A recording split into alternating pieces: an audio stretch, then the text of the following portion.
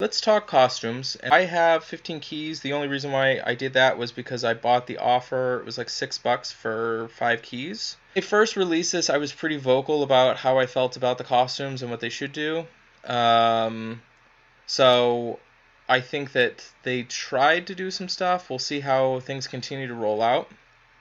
To be honest with you, I don't think they really took my suggestion, which I wish they did. Because as you can see 10 to open up 26.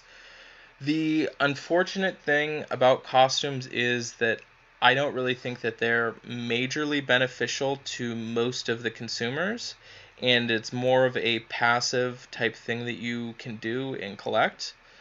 I wouldn't stress it too much just based on the actual things that you're getting out of it. So with that being said, let's go ahead and open them up. We got Gunner, and alright, so right there you can see it's like cool. I spent $6. I got the key, it was like an open up, like alright, that's awesome. So they're gonna show us how we actually level them up. So you do have to start fresh. They figured it out that the leveling up part is about 1/4, or sorry, it's like 4 times the amount of experience. So you're getting about 4 times the amount of experience for each costume. Yes, you do have to level it up again. I'm not going to use a trainer on this guy.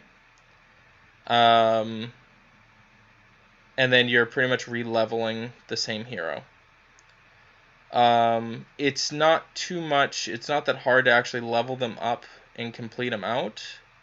And the 4-star ascension, or sorry, 5-star don't require 4-star ascension items, so you don't have to worry about that. In my opinion, it's not a big enough thing to stress about and worry about, because the benefit of it versus the amount of energy and effort that you're putting in to potentially collect that, not to mention even if you get the costume itself and you don't have the hero, like if I was to get Vivica costume and didn't have the hero, you're just chilling with a costume that doesn't really do anything. And then they're putting it at the same price as a new hero. And there's only a couple of heroes that I think that are like really good with the costume itself. Definitely you can screenshot that.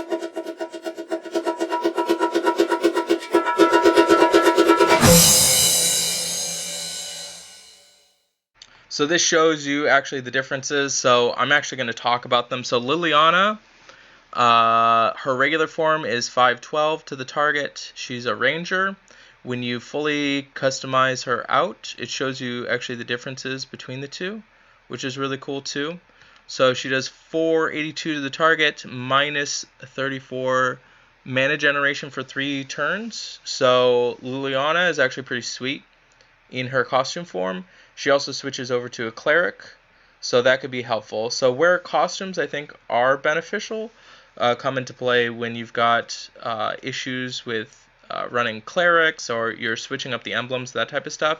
Horrigal Druid to a ranger, 235 all enemies, they get minus 34 attack for 6 turns. All the way up, it's 215 to all enemies, and all enemies get minus 54 attack for 6 turns. So that might be sweet. I could see that actually coming into play. Vivica is actually the other one that people have thought might be beneficial to it.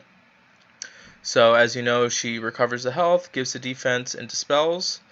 So switching this off now, it gives 44 health to all allies. All enemies get minus 44 defense for 4 turns, and dispels buffs from all enemies. So the reason why Vivica is actually really cool and really beneficial is because she is a defense down for Titans, where yellow just got Jackal is the other one. So before in the past you didn't have defense down for yellow, but now you have the ability to have defensive down for yellow. So that's where she can come in and be quite useful. June, you're going to get a little bit more on the target and less on your accuracy, and it's switching from monk to fighter. Lena, it's another screenshot for you. She deals 202 to all enemies. They get the counterattack. So this switches to 172, and the caster and allies get 155 counterattack. So that's just going to be the three of them versus all enemies or all allies. Switching from fighter to rogue, there's potential there. Asarnia, she's going to deal 235 damage to all enemies. They get minus 444. Switches it up to 255 to all enemies and a little bit less, so I wouldn't do Asarnia. I think that makes her worse. Quintus does 270 to all enemies. Now it switches over to 235 to all enemies, and all enemies get minus 34 attack for 4 turns.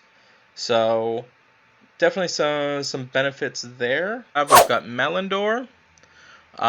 42 to all allies, dispels buffs. And then now this is regenerates 600 HP over 3 turns. All allies get 46 defense for 3 turns, and then it dispels buffs from all enemies. So this shows all the stats there. If you want to go and check out the stats, what it switches to from Druid to Wizard. We've got Skittle Skull, 160 or 185 to all enemies, minus 34. Now this is just a slight change with damage versus attack. Lizu, she 150 to all enemies, reduces mana by 20%. And then this one goes 180 damage to all enemies and reduces mana 10%, which I wouldn't recommend her at all. The 20% is quite relevant because you don't need to just click a dragon and you get your mana back up. 20% is relevant, so I'm not a fan of 10%. Tusk recovers 27% and the attack power up 46. Now it goes to 30% and 37% and all allies get 30% attack for 4 turns. So more on the health side there. So that's that. Sonya, she gets 345 damage to the target, dispels buffs. 345 dispels status ailments. So it just switches over to cleanse now on your dudes. And then Regard, 42 to all health, dispelling. And now this is switching over to the regenerating over 3 turns, plus your attack goes up for 3 turns and dispels status ailments from allies. So I could see that Regard might get more use on Titans. So that could definitely be a thing there. Tibertus gets 295 damage to the target nearby. Get 34 for 6 turns. Now this is going to deal damage to all enemies, and all enemies get 34. So, in my opinion, I'm not sold on it enough to be switching it. Mostly, like, if they changed it up and made it so that you could obtain the costumes a lot easier, then I would probably be more apt to kind of stand behind it. So Tibertus, I'm trying to think if I'll even level that costume up if it's worth it. I mean, it doesn't cost you really too much in resources to level the costume up. That's not the issue. The issue comes in from obtaining the costumes. And I'm not personally going to spend the same amount for a 10x roll that I could be getting with Atlantis or a Hero of the Month, where that stuff would be really kind of changing to your development versus spending that same amount of gems for this. It just, like, I'll passively open it, and I'll probably passively level up costumes, and that's fine. But I personally am not going to chase it because the value with it is definitely not worth it. What's my favorite costume so far? Most important for me would have been Vivica, but I don't even have Vivica. I would definitely level one up for June just to have, but I think that Vivica offers the most in usability in a sense. Liana, she's pretty good too. You can never give emblems of the costume class ever. Alright, so you can only give emblems to the base hero. Only originals, but it converts over to the talent. Okay.